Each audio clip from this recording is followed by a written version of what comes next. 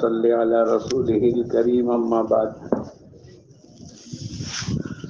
اعوذ باللہ من الشیطان الرجیم بسم اللہ الرحمن الرحیم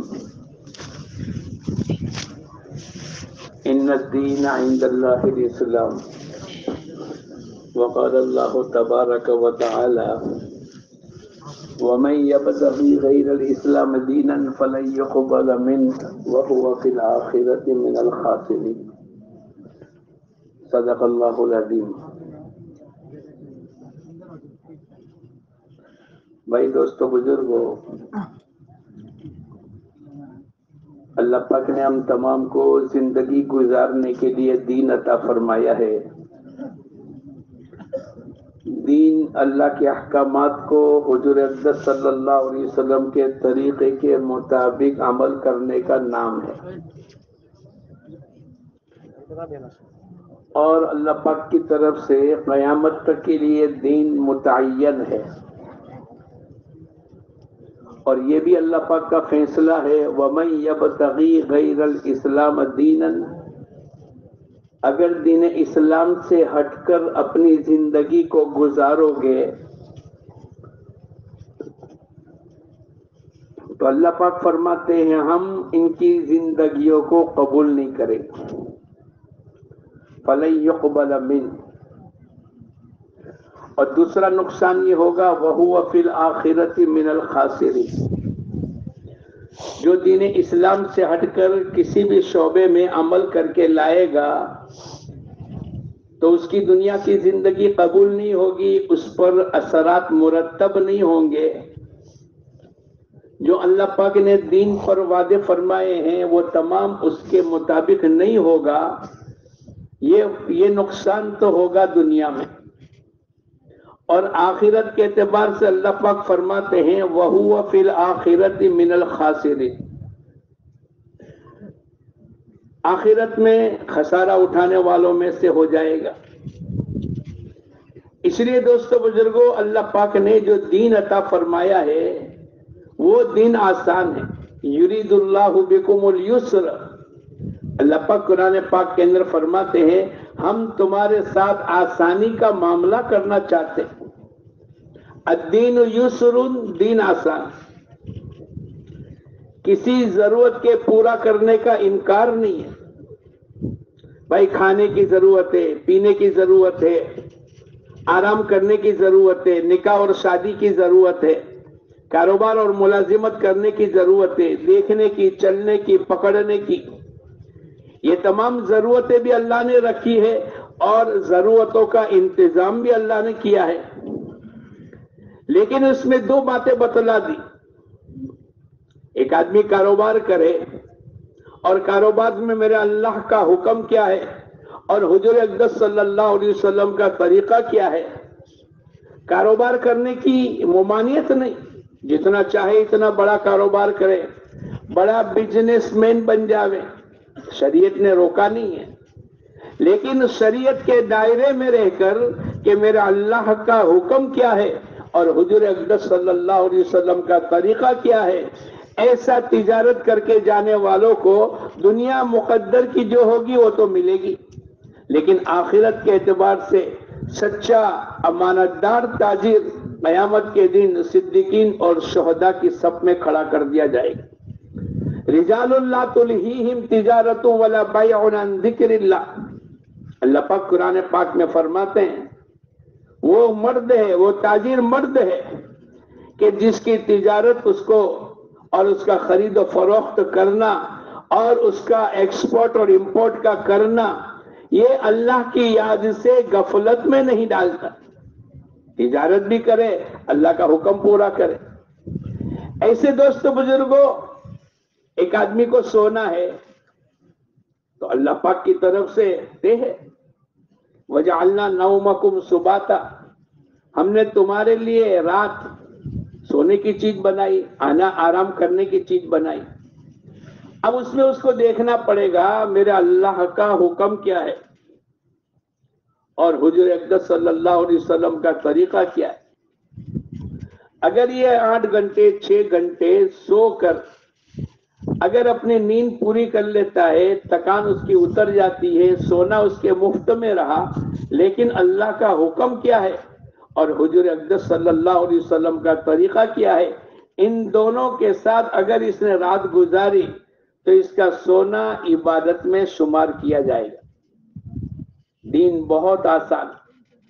ایک آدمی استنجا کرنے کے لیے گیا اور استنجا کر کے واپس نکلا، اپنی ضرورت ہے، دنیا میں ہر آدمی بلکہ ہر مخلوق کی تقاضے کو پورا کرتی ہے، لیکن اگر اس نے معلوم کر لیا کہ میرے نبی کا طریقہ کیا ہے، اللہ کا حکم کیا ہے، کیسے بیٹھنا، کس طریقے سے استنجا کرنا، قبلے کی طرف متوجہ نہیں ہونا، گرمی سردی کے لائن کا استنجا، اگر اس نے اس پر عمل کیا تو مولانا یوسف صاحب رحمت اللہ علیہ فرمایا کرتے تھے، اس کے استنجا میں سنت اور مستحبات پر عمل کرنا چاہے تو 36 سنتوں پر عمل کر سکتا ہے۔ جس شریعت کا استنجا اتنا قیمتی ہوگا، اس شریعت کی نماز بولو، اس کا روزہ، اس کی زکوٰۃ، اس کی شادی، اس کی تجارت، اس کی ملازمت، ایک طرف دنیا کی زندگی گزرتی رہے گی، ایک طرف اللہ آخرت کی زندگی کو بناتے رہے گی۔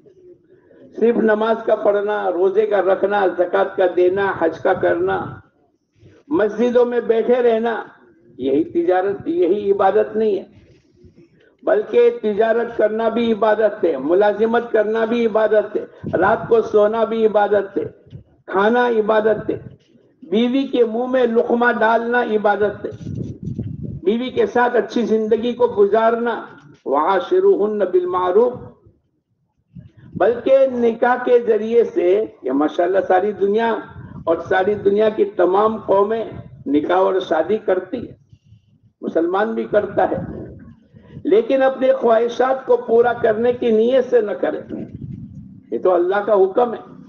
وَأَنْكِحُوا الْأَيَامَ مِنْكُمْ وَالصَّالِحِينَ مِنْ عِبَادِكُمْ وَإِمَائِكُمْ، اللہ پاک قرآن پاک کے اندر نکاح کرنے کا حکم دیا ہے۔ اب کیا ہوگا؟ یہ فرماتے ہیں ایک آدمی اگر نکاح کرتا ہے اور غریب ہے، غریب، اللہ قرآن پاک میں فرماتے ہیں کہ نکاح کرنے کی برکت سے اللہ پاک اس کے فقر کو دور کر دے گا۔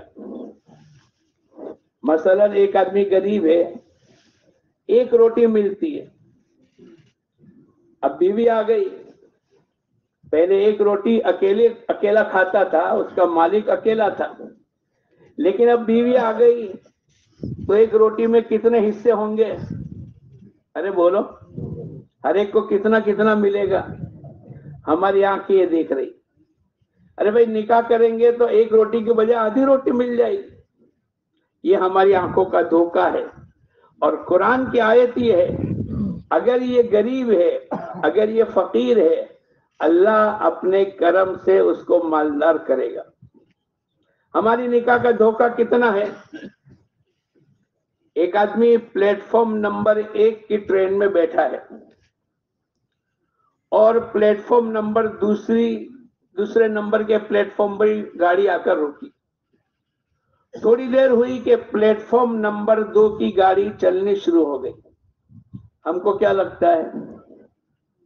ارے بولو، ہماری گاڑی چلی، تھوڑی دیر ہو گئی اور گارڈ کا ڈبہ گزر گیا تو ہم کو اپنا دھوکہ کھل جائے گا کہ یہ ہماری گاڑی نہیں چلتی ہے، بلکہ بولو 2 نمبر کی گاڑی چل رہی۔ حضرت علی رضی اللہ تعالیٰ عنہ فرماتے ہیں کہ دین کو عقل کے ترازو میں نہ تولے، دین تو اللہ کی طرف سے جو مسلسل اللہ پاک کی طرف سے احکامات ہیں، عقل نہیں بلکہ نقل کے ساتھ اپنی زندگی کو ملاوے۔ بھئی اللہ اس کے رسول نے کیا فرمایا؟ حضرت علی رضی اللہ تعالیٰ عنہ فرماتے تھے، وہ جو خفین، جو چمڑے کے موزے پہنتے ہیں اور اس کے اوپر مسح کرتے، مقیم اور مسافر کی مدت الگ ہے، لیکن چمڑے کے موزے پر وضو کرتے ہوئے چہرہ دھوئیں گے، ہاتھ دھوئیں گے، مسح کریں گے، اور موزے پر مسح کر لو، ہاتھ پیر دھونے کی ضرورت نہیں جبکہ چمڑے کے موزے پہنے۔ تو مسا کہاں کرتے ہیں؟ یہ اوپر کے حصے میں کرتے ہیں کہ نیچے کے حصے میں کرتے ہیں؟ عقل کیا کہتی ہے؟ ارے بولو، نیچے تلوے میں بگڑے گا، ناپاکی تو نیچے لگے گی، لیکن شریعت نے فرمایا اب موزے پر جو مسا کرنا ہے یہ اوپر کے حصے میں کرو، عقل کا دخل نہیں ہے شریعت میں، عقل کا دخل نہیں۔ شریعت یوں کہے گی یمحق اللہ الربا ویربی الصدقات، ہم سود کو مٹائیں گے اور صدقے کو بڑھائیں گے۔ عقل یوں کہے گی کہ سودی کاروبار کریں گے اور کسی کو 1000 روپے دیے اور 10% کی بات ہوئی، 1 مہینے کے بعد 1100 روپے آئیں گے۔ اگر جیب میں 100 روپے ہیں، 100 روپے نکال کر کے ہم نے صدقہ کر دیا، جیب میں 900 روپے بچیں گے، یہ عقل کہتی ہے۔ لیکن نقل، اللہ پاک قرآن پاک میں جو فرماتے ہیں یمحق اللہ الربا ویربی الصدقات، ہم سود کو مٹائیں گے، ہم صدقے کو بڑھائیں گے۔ بھائی میری طرف دیکھو، آپ آنے والے چپ چاپ آ کے بیٹھ جاوے۔ قرآن پاک میں اللہ پاک فرماتے ہیں ہم سود کو مٹائیں گے، صدقے کو بڑھائیں گے۔ ہماری آنکھیں دیکھ رہی ہے کہ سودی کاروبار کرنے سے مال بڑھے گا، اور قرآن کہتا ہے مال کم ہو جائے گا بلکہ ختم ہو جائے گا۔ صدقہ کرنے سے قرآن یوں کہتا ہے مال بڑھے گا، اور ہماری آنکھیں دیکھ رہی ہے مال کم ہو گیا۔ یمحق اللہ الربا ویربی الصدقات۔ ایسے 1 روٹی ملتی تھی، اب نکاح کر کے آیا تو دونوں کے حصے میں کتنا ملا؟ آنکھیں دیکھ رہی ہے کہ اب تو آدھی آدھی روٹی ہو گئی۔ انہوں نے جا کر یوں کہا اے اللہ کے نبی، میرے یہاں تو فقر و فاقہ تھا اور آپ کے کہنے پر میں نے نکاح کر لیا، اب بجائے 1 روٹی کے مثلا کہ میرے مال میں تو کچھ اضافہ نہیں ہوا بلکہ اب آدھی آدھی روٹی آ گئی، آپ نے فرمایا دوسرا نکاح کرو۔ میں آپ کو نہیں کہتا ہوں، یہ مسئلہ تو ان صحابی کا قصہ ہے، ورنہ قرآن نے کہا ہے فَانْقِحُوا مَا طَابَ لَكُم مِّنَ النِّسَاءِ مَثْنَىٰ وَثُلَاثَ وَرُبَاعَ۔ شریعت میں اجازت تو 2 سے بسم اللہ کری ہے، 2، 3 اور 4 نکاح کرو۔ حضور اقدس صلی اللہ علیہ وسلم نے فرمایا دوسرا نکاح کر لو۔ اب ایک شوہر نے 2 بیوی، دوسرا نکاح کر لیا، اب 1 روٹی پر کتنے حصے ہو گئے؟ بولو 3۔ تو پہلے 1 ملتی تھی، پھر آدھی ملنی شروع ہوئی، اب 1/3 ہو گئی۔ پھر اللہ کے نبی کی خدمت میں پہنچے، اے اللہ کے نبی فقر و فاقہ ظاہر نہیں ہو رہا ہے، تیسرا نکاح کر لو۔ تو اللہ کے نبی کا فرمان ہوتا تھا، صحابہ تو سمعنا و اطعنا، ہم نے سنا اور اطاعت کر لی، چوں اور چیرا نہیں کرتے تھے۔ اے اللہ کے نبی کیسے کریں گے، 1 ہوا 2 ہوا تو کوئی فرق تو ہو نہیں رہا ہے۔ آپ نے کہا تیسرا نکاح کرو۔ اب تیسرا نکاح کر لیا، 3 بیویاں ہو گئی، 1 شوہر 3 بیوی اور روٹی 1 ہے، بولو کتنا حصہ آیا؟ ارے بولو، پاؤ پاؤ، 1 روٹی کے 4 حصے ہو رہے۔ اے اللہ کے نبی ابھی بھی فقر و فاقہ زائل نہیں ہوا، آپ نے کہا چوتھا نکاح کرو۔ قیامت تک کے لیے اگر شریعت کے مطابق عمل کریں گے تو ہماری عقل کو دخل نہ دے بلکہ شریعت کے حکم کے مطابق اپنی زندگی کو گزارے۔ اب چوتھی بیوی آئی تو ہنر مند تھی، وہ جانتی تھی کچھ ہنر، اب اس نے آنا شروع کر دیا، او بھائی ابھی فون سے بات نہ کرو۔ چوتھی بیوی آ گئی، اب وہ ہنر مند تھی، ماشاءاللہ اس نے ہنر شروع کیا اور آمدنی شروع ہو گئی۔ اب ہر ایک کو 1 روٹی بھی ملنے لگی اور کچھ دنوں میں 2 روٹیاں ملنے لگی۔ تو پھر اللہ پاک کی طرف سے قرآن پاک کا وعدہ ہے وَأَنكِحُوا الْأَيَامَ مِنكُمْ وَالصَّالِحِينَ مِنْ عِبَادِكُمْ، آگے اِن يَكُونُوا فُقَرَاءَ، اگر تم غریب ہو یغنیہم اللہ من فضل، اللہ اپنے فضل سے تم کو مالدار بنا دے گا۔ یہ کس کا وعدہ ہے؟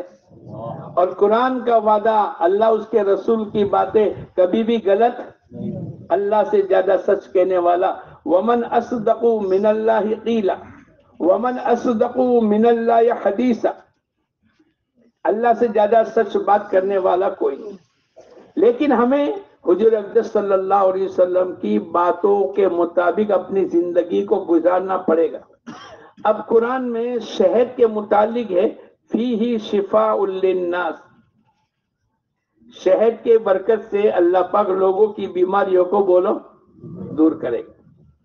حضور اقدس صلی اللہ علیہ وسلم کے زمانے میں ایک صحابی رسول آئے، اے اللہ کے نبی، میرے بھائی کا یا میرے بیٹے کا پیٹ چل رہا ہے، دست ہو رہے، شہد پلاؤ۔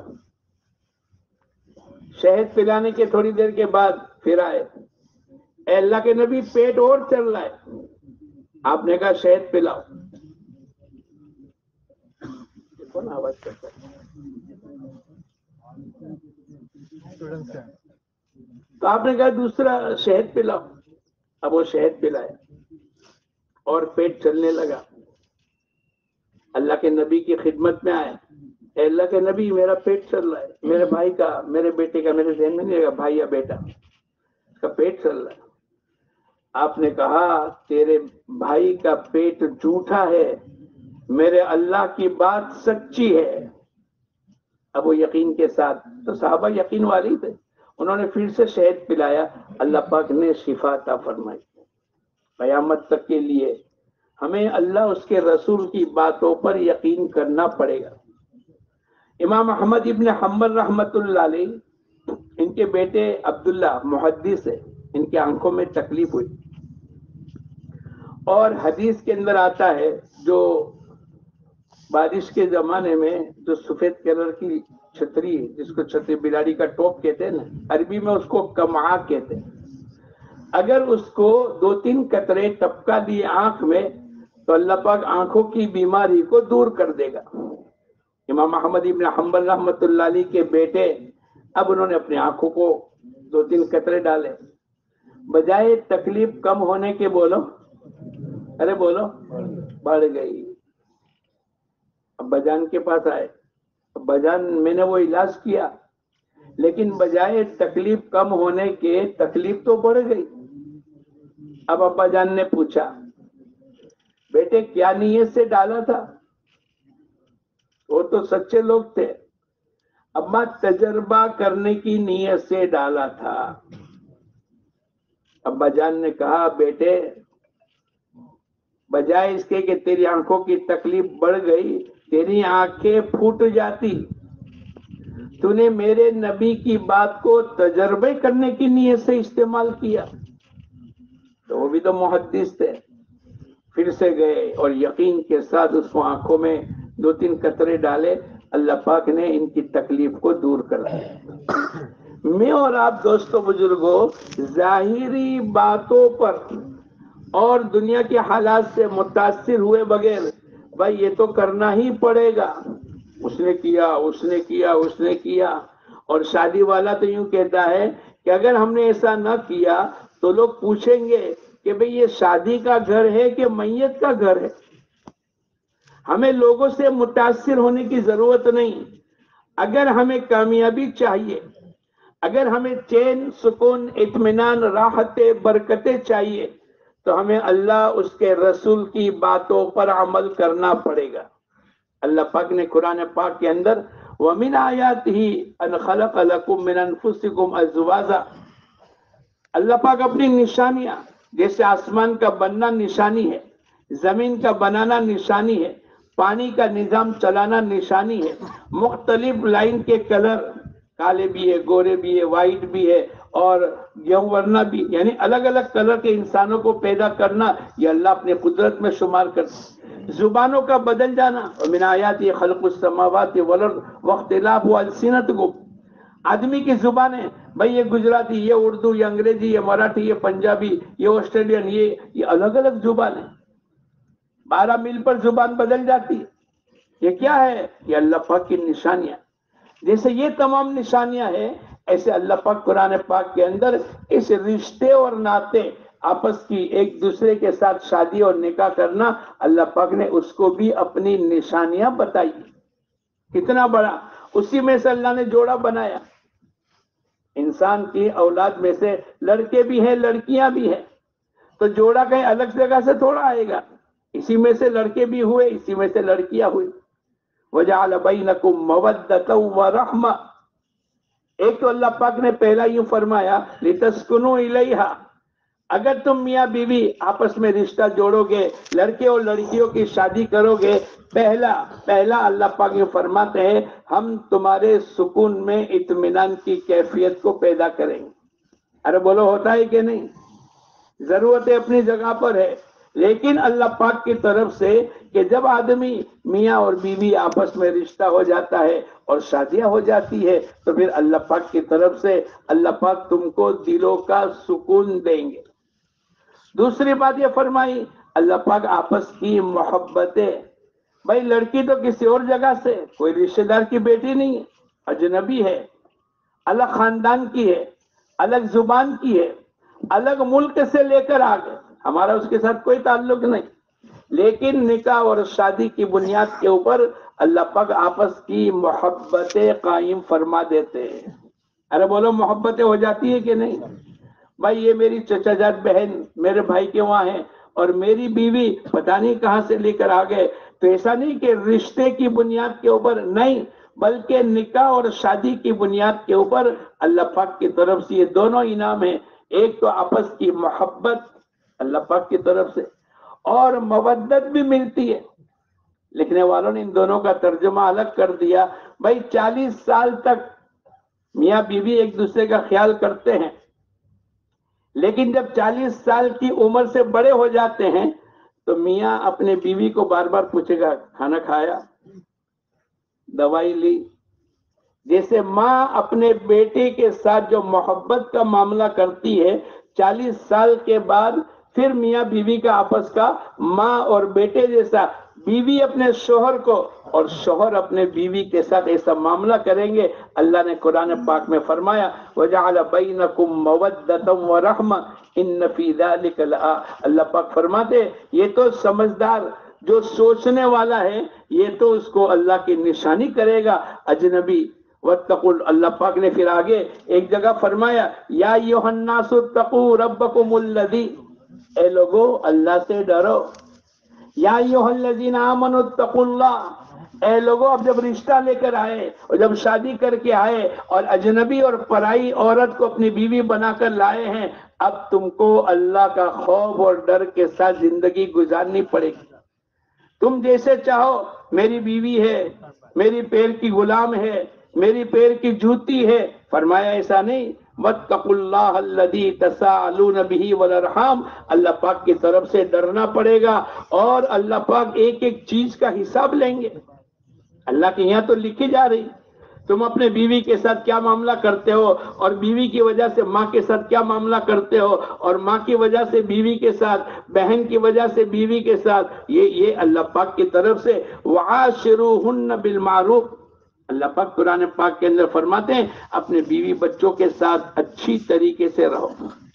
ہم یہ سمجھتے ہیں کہ ان کا حق ادا کر لو، ان کو اچھے سے اچھا کھانا کھلا دو، اچھے مکان میں رکھو اور فیشنیبل کپڑے پہنا دو، یہ تو اللہ پاک کی طرف سے ایک ضرورت کے درجے پہ ہے، ورنہ بیوی بچوں کا جو حق اللہ پاک نے قرآن پاک کے ذریعے سے بتلایا، یا ایھا الذین آمنوا قوا انفسکم واہلیکم نارا،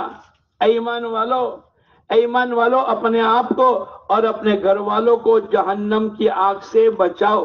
کیا مطلب؟ ان کو دین سکھلاؤ۔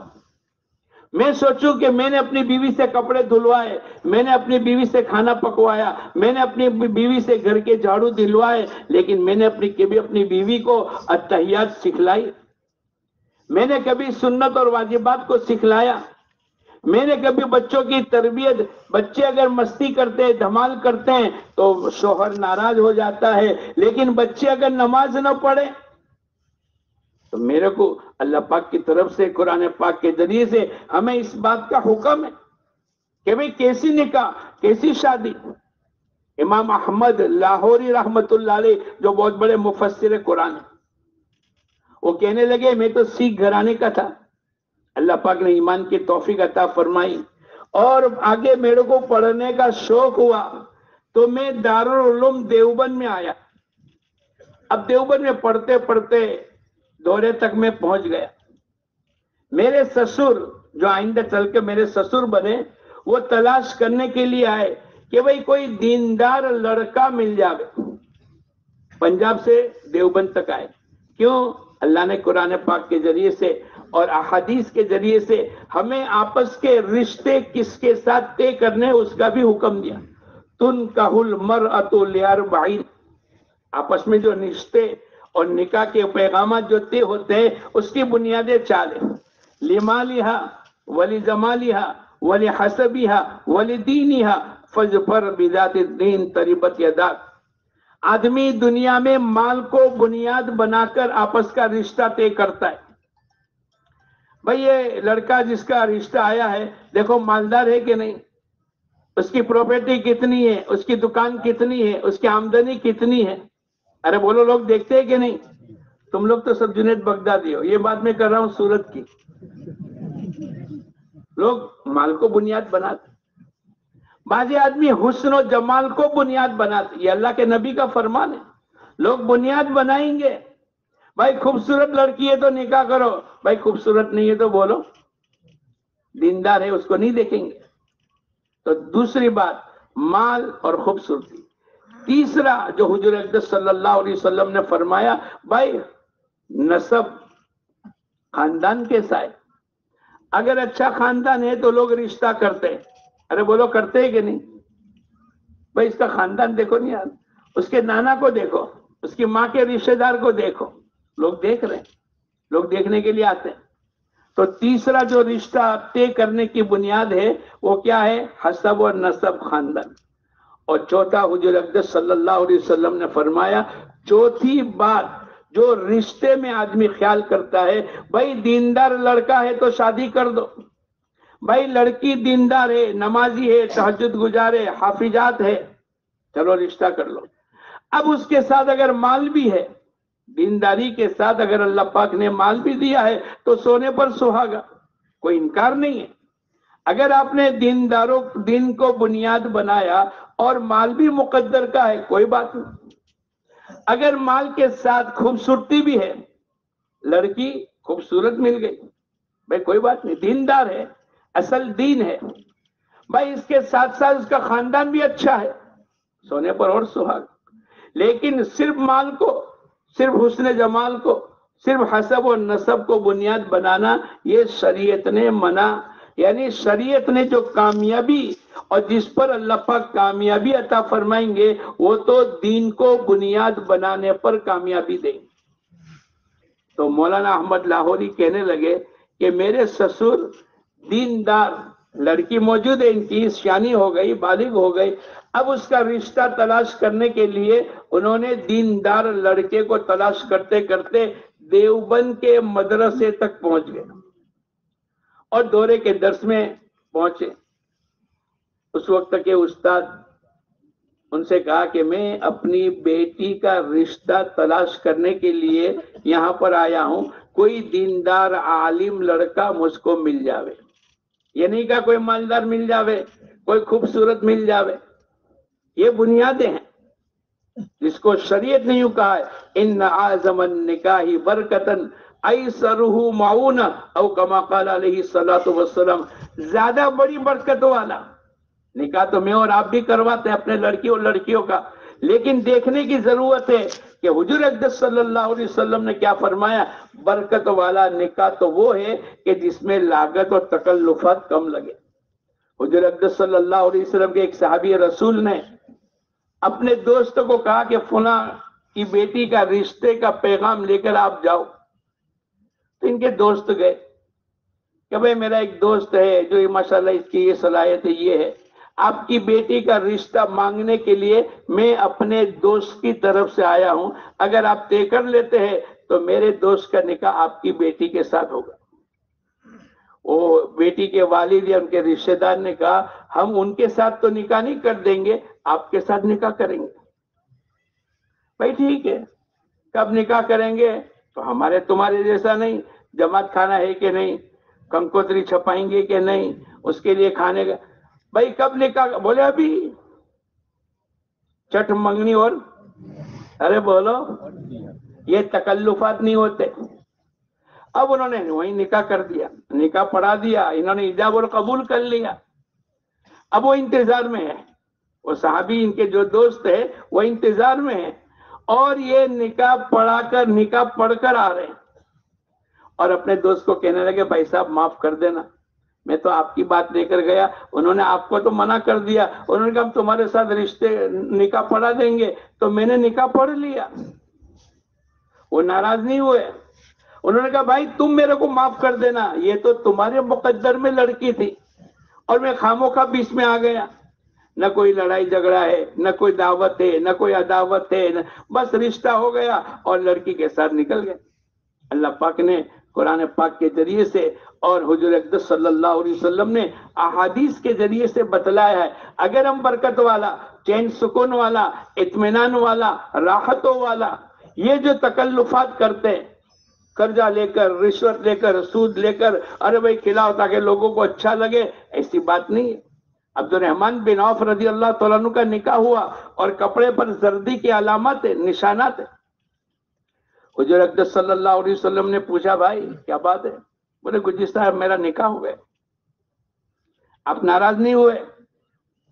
ہمارے یہاں تو کیسا ہوتا ہے، اگر تم نے بھول کر کے میرے کو بھول گئے تو میں نے ٹھان لی، نہ تو میری میت میں نہ میں تیری میت میں، تو کیوں بھول گیا؟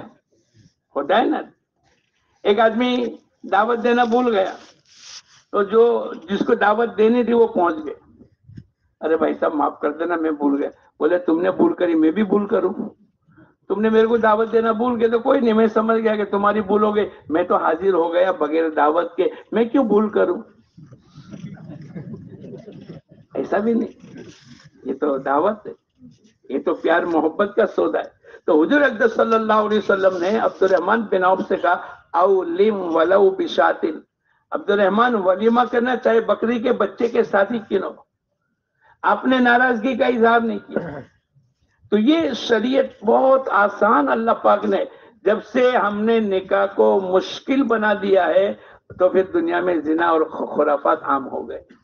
جب تک کہ نکاح اور شادی کو عافیت والی اور سادگی والی کریں گے تو پھر آپس کے نکاح شادیاں بہت آسانی کے ساتھ ہوتی چلی جائے گی. تو وہ تلاش کرنے کے لیے نکلے، اپنی بیٹی کا رشتہ کہاں تک پہنچ گئے بولو؟ دیوبند. استاد سے ملے اور تمام بچوں پر نگاہ کی تو آدمی پہچان جاتا ہے کہ کون نیک ہے کیا ہے. انہوں نے ایک بچے پر اپنی نظر کو اٹکا دیا اور استاد سے پوچھا کہ وہ بچہ اس کا نکاح ہوا ہے؟ بولے نہیں.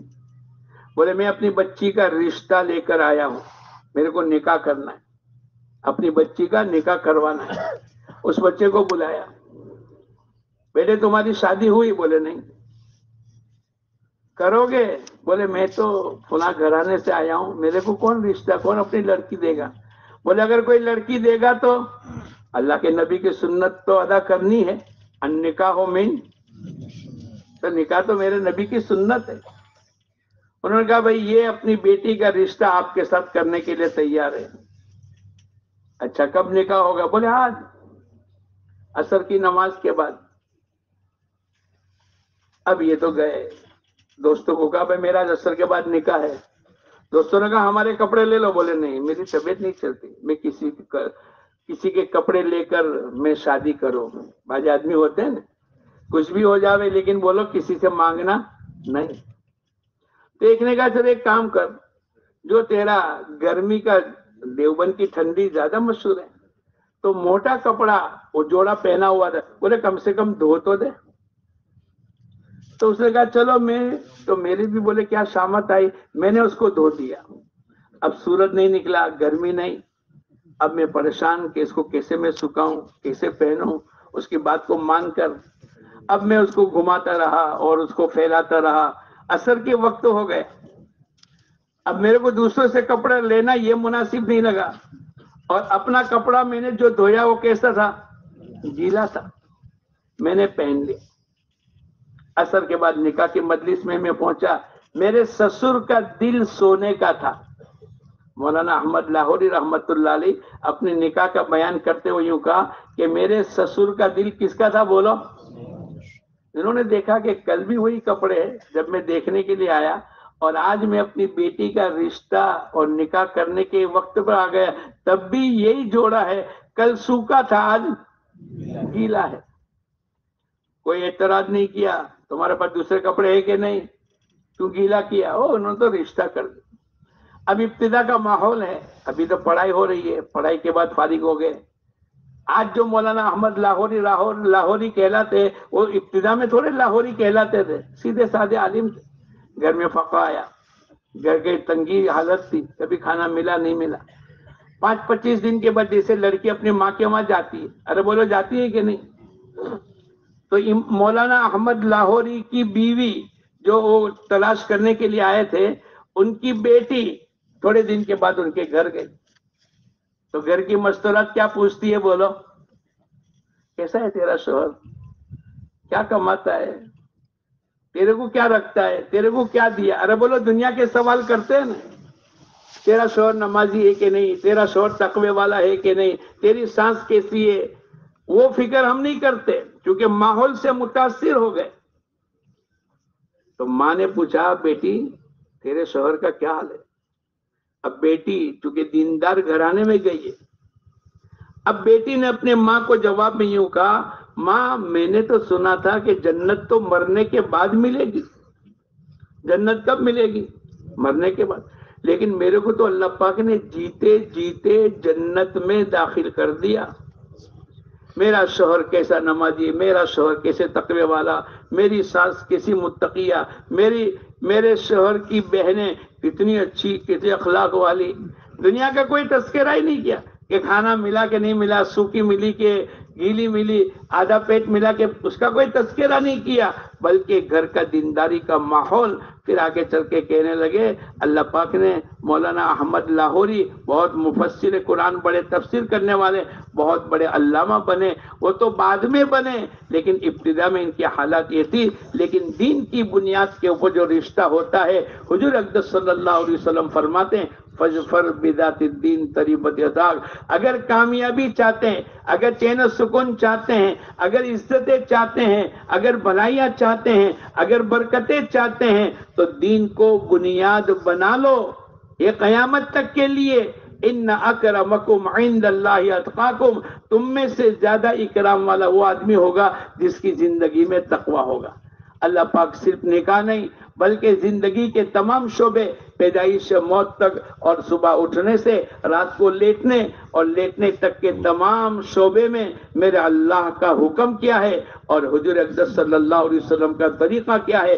اگر ان دونوں چیزوں کو سامنے رکھیں گے تو غریب غربت میں، مالدار مالداری میں، حاکم حکومت میں، مزدور مزدوری میں چین، سکون، اطمینان، راحت۔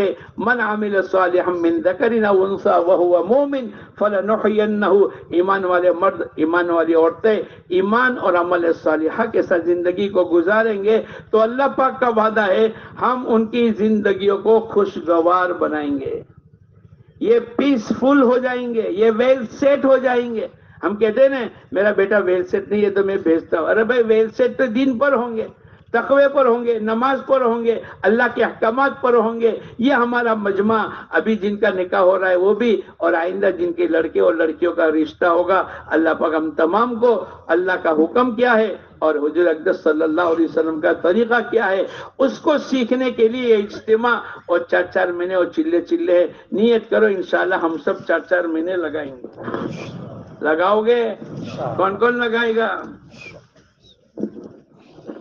الحمدللہ نحمده ونستعینه ونستغفره ونؤمن به ونتوکل علیہ ونعوذ باللہ من شرور انفسنا ومن سیئات اعمالنا من يهده الله فلا مضل له ومن يضلله فلا هادي له ونشهد ان لا اله الا الله وحده لا شريك له ونشهد ان سيدنا ونبينا ومولانا محمدا عبده ورسوله ارسله بالحق بشيرا ونذيرا وداعيا الى الله باذنه وسراجا منيرا اعوذ باللہ من الشیطان الرجیم بسم اللہ الرحمن الرحیم یا ایہا الناس اتقوا ربکم الذی خلقکم من نفس واحدہ وخلق منها زوجها وبث منهما رجالا كثيرا ونساء واتقوا الله الذي تساءلون به والارحام